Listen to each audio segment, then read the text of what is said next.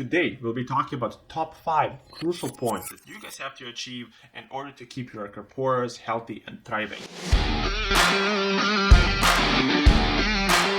We cannot talk about tank stability and not mention temperature, salinity, and alkalinity. With current technology, keeping temperature and salinity has been pretty easy for reefers these days. If you're looking to dip your toes into SPS corals, Acroporas, alkalinity is going to be a parameter that you're going to have to deal with on a regular basis. Let's talk temperature. Around 78 degrees has been a golden medal for reefers for years now. Purchase the best quality heaters and temperature controllers that you can afford.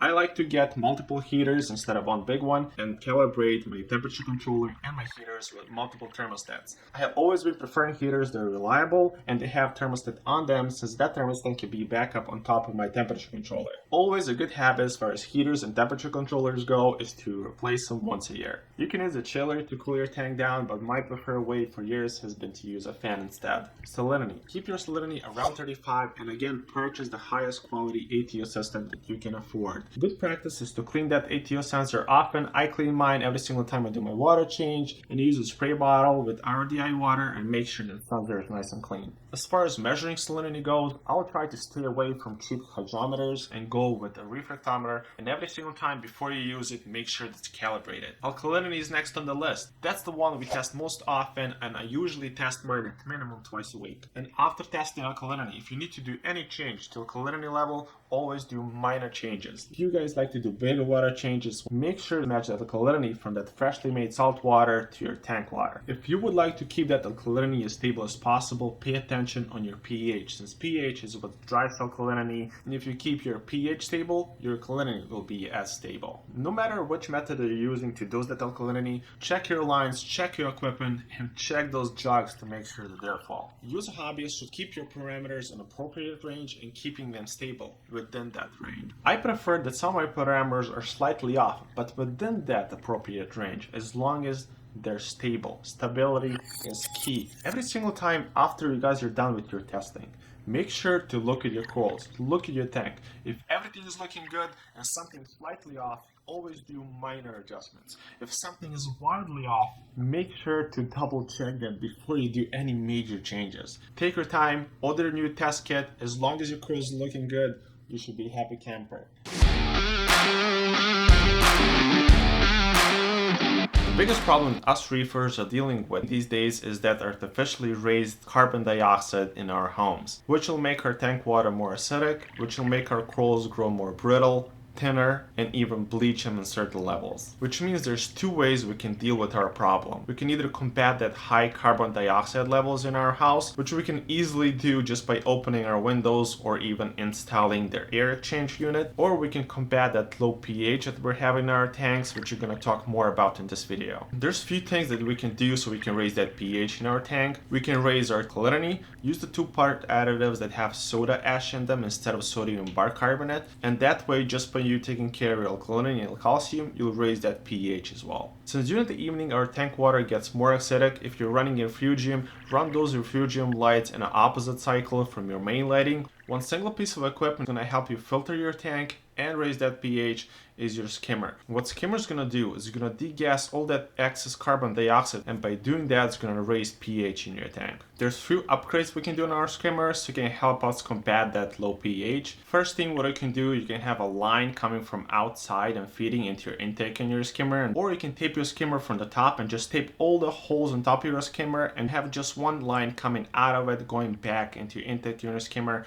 and that way you can recirculate that air that's coming out of the skimmer back into a skimmer, which is rich in oxygen and low carbon dioxide. Or what we can do with that line that's coming out of our skimmer, we can feed it back into CO2 scrubbing media. If you think about CO2 scrubbers, you want to have it installed above your skimmer, since that water will never start running upwards. You always want to have a float valve in your skimmer, which is going to make it shut off if it ever starts overflowing, because we want to cut every single possibility of that water going all the way to the scrubbing media. You can pack that CO2 reactor with a solenoid valve, or you can hook up that CO2 scrubber on a timer and just run it during the evening when pH is the lowest in our tanks. No matter if you're running CO2 scrubber or adding Kalkwasser into your tank in any way, you should have a pH meter, pH controller, something that tells you when your pH is too high or too low so you can do something about it. The best way of doing this is to have a controller, and that way you can set it up so it turns off your Kalkwasser dosage or close that CO2 scrubbing solenoid just in case your pH doesn't reach that danger zone.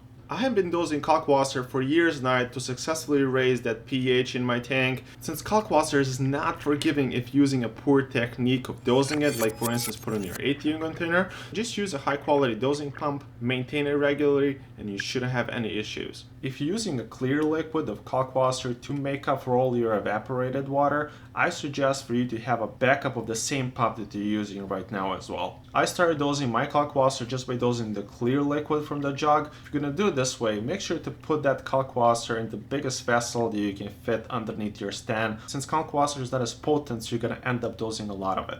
You should always dose your Kalkwasser very slow and dose it in a high flow area in your tank. Since I'm using my Kalkwasser to make up for all of my evaporated water, I've been using fan and dehumidifier for all those hot, humid summer days. And that way I can match my summers and winters and have that equal evaporation rate during both of those. What you should do in the beginning, you should listen to your calls and your test kits, and that way you're gonna know if your corals are doing well and you know where your reactive as far as your phosphates and nitrates go. And test in the beginning as much as you can just so you can get a hang of it. You're gonna get more relaxed in your numbers and you're gonna get more confident in yourself in managing those numbers. And afterwards, as you progress more as a hobbyist, you can slowly but very slowly start raising the nutrients a little bit higher up, raise your lighting higher up, and you're going to have more success in keeping those acroporas. Acroporas don't like to be deprived of their nutrition. So what I suggest for you guys is to feed a variety of food. Frozen, pellets, flakes, smaller food, bigger food. And in that way you can take care of all your corals and your fish, and just be consistent with your feeding amount. Be consistent with your dosing, if you're dosing phosphates and nitrates. Be consistent with your water changes. Just find that equilibrium where you're gonna keep phosphates and nitrates stable and where they should be. In my experience, phosphates and nitrates are kind of working like a sunscreen. The more lighting you have on top of your corals, the higher those phosphates and nitrates levels have to be in order for corals to protect themselves from all that high power that they have on top of them. And I think that's one of the main reasons why the perfect levels for phosphates and nitrates has been very controversial in this hobby. And in my experience, when you run higher values of phosphates and nitrates, corals will build thicker tissue on them, it'll build their immune system, and no matter what you have going on in your tank, if you have alkalinity spike or phosphate spike or anything goes out of whack, your corals will do way better in those high nutrients values. But keep this in mind, if you just started your tank and it's brand new, you want to keep your phosphates and nitrates on a lower level. And afterwards, when your tank gets older and mature, you can keep those levels even more elevated. If you just picked up your corals, I suggest for you to take pictures of them on a weekly basis. Since you're a beginner, you're not really familiar with the corals you're getting and how they should look like when they're healthy or not. So when you get them, take pictures of them, and especially during the night when lights are off, you're gonna see if your corals have more like pale appearance or darker appearance, and that way you can track if the tissue of your coral is getting more thinner or more thicker, which is going to tell you if they're getting the private nitrates and phosphates, or they're getting too high of a lighting, or they're getting excess nitrates and phosphates and they're not getting enough lighting. And that's why I suggest for you guys to test those phosphates and nitrates and test the par values of your lights, and that way you can match it and make your corals happy. You never want to run your phosphates on a low end and nitrates on a higher end, or opposite, since that way you might run into promoting different type of weird algae in your system, and even the corals don't really like it. If you run your phosphates and nitrates on a low end, run them both on a low end, and if you raise one, raise the other one as well.